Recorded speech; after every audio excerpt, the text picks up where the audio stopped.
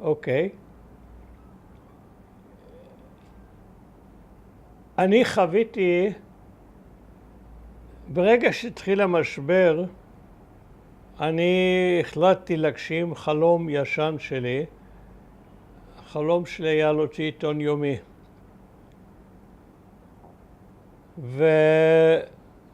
והעולם הזה כבר היה מבוסס ומעמדו היה קבוע. והחלטתי שאם מתחיל משבר כזה וכולם חיים בחרדה וכולם חיים צמודים לרדיו, למה זו הזדמנות טובה להוציא לאור עיתון יומי. בשביל עיתון יומי הייתי זקוק לבית דפוס.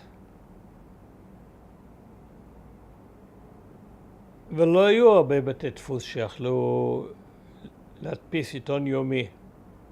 היו בתי הדפוס של העיתונים, שבהחלט לא היו מעוניינים שנתחרה בהם. ובסוף הבחירה הצטמצמה לבית דפוס אחד או שתיים. האחד היה של העיתון למרחב, של מפלגת אחדות העבודה, ואני הייתי מיודד עם יגאל אלון. יגאל אלון היה בפועל הבוס של המפלגה וממילא גם של הדפוס,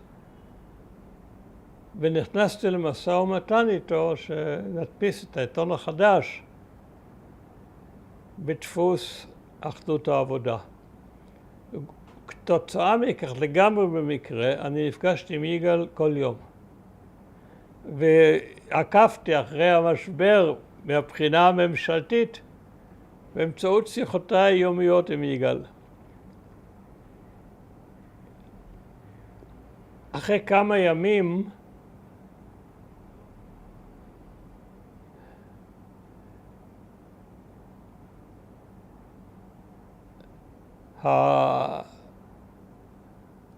הפאניקה גרמה לכך שמקומו של לוי אשכול הפך ללא בטוח.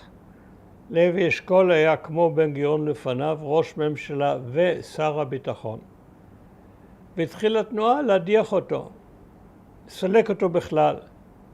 ואם לא לסלק אותו בכלל, לפחות לסלק אותו מתפקיד שר הביטחון. וזה גדל, הדרישה החריפה מיום ליום. הייתה תופעה שנכנסה להיסטוריה בשם נשות וינדזור העליזות. נשות וינדזור העליזות זה אופרטה ידועה. וייחסו את זה לקבוצה של נשים שהתחילה להפגין פה, למטה, פה ממול היה מרכז מפלגת מפא"י, ושם הם יום יום הפגינו להדיח את לוי אשכול. והתביעה הזאת גברה מיום ליום. לפחות להדיח אותו ממשרד הביטחון.